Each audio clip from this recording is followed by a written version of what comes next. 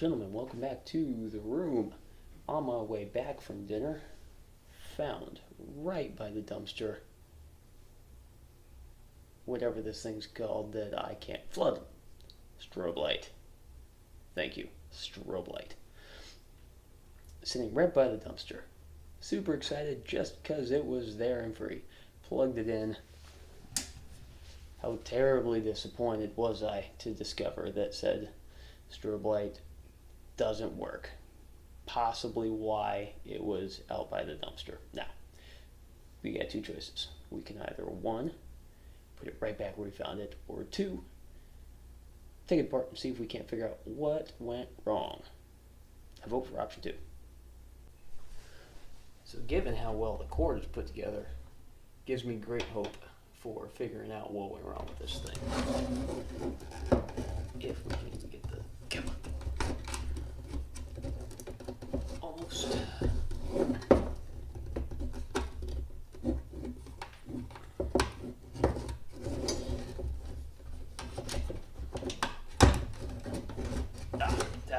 we go. Alright. Well, that seems pretty obvious. That capacitor is clearly done exploded out the top. But everyone's heard the phrase built down to a price. You can't get a lot simpler than that. There's our rectification, a potentiometer for, I assume, changing how quickly it flashes. And that's it. Get a couple other parts in here, but pretty much nothing to it.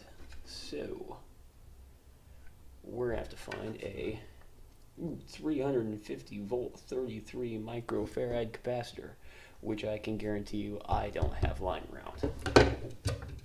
So fast forward 1 week and I sent this guy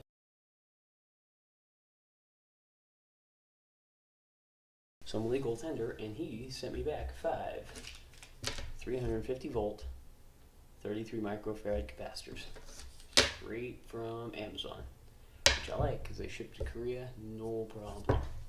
So we're going to desolder that one, solder this one, and see if she works. So it looks like I didn't actually save any real money, as I could have bought the strobe light. It looks like the same one or close to it, for $5 less than I bought the 5 capacitors for. Now I could have bought just one capacitor, but I usually don't trust myself with just one component. If I have more than one, I can screw it up and still be okay. So the real point was taking something that was broke and seeing if we could fix it. And that's what we did, so I'm happy with that. Given that this thing was built down to such a low price, and given that I can see no silk screening under here whatsoever to indicate which direction is positive and negative, as capacitors list that, this being the negative side, it's also critical that you get that polarity right, because if you don't, they will not work for more than a few seconds, and then they'll just do what this one did and go bad. So I have marked on the board which side's negative. So fast forward 1 minute and we have the old cap out, and it's not going to focus very well because there's nothing behind it, so let's take to that. There we go. You should be able to see just how, I mean, that thing really did a number to itself. But nonetheless, I'm surprised there actually is silkscreen, and it does tell you the positive is on this side. So let's go put the new one in. Alright, moment of truth. Put the new cap back, or not back in, put the new cap in. Turn the power inverter on. Hey, look at that.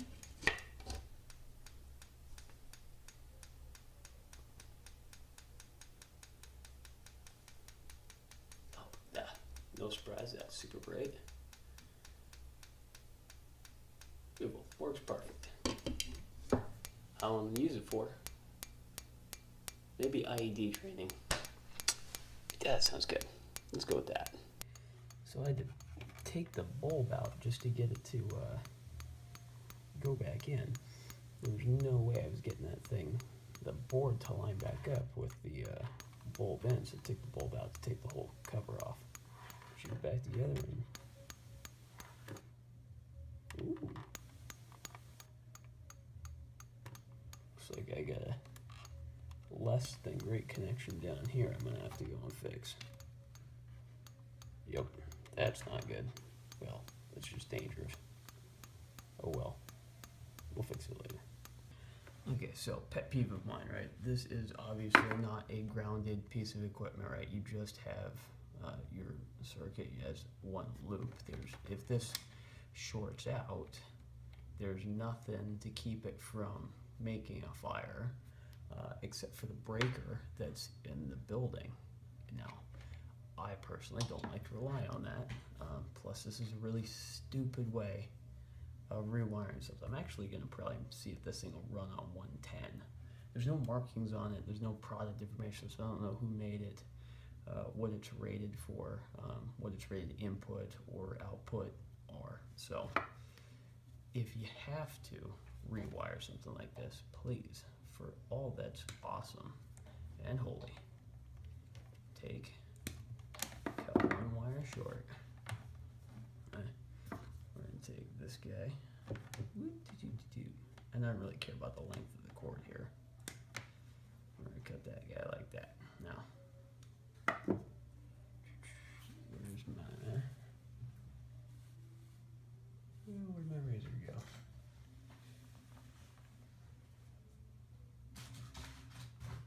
There we go. Okay.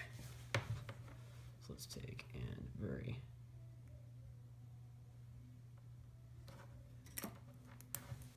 give ourselves a little bit more length here. Now what we're trying to do is match.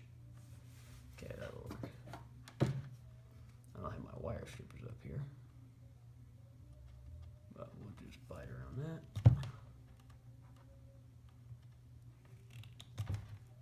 Come on.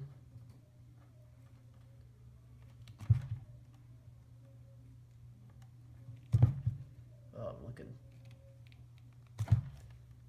very amateurish right now.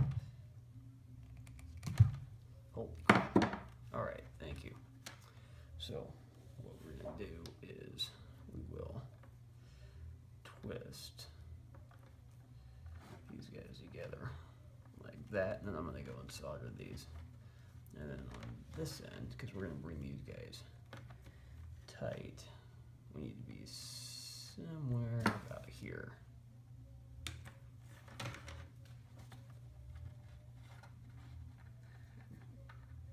Watch, I wasn't even in frame for that, but I can't see my viewer. There we go. So I can't actually see. I'm just gonna guess that this is all in frame. There we go. So now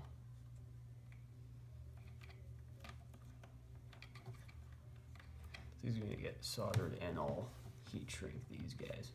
But you can see now we have a much lower chance of these things ever coming together and arcing each other out. No, shouldn't be a problem now.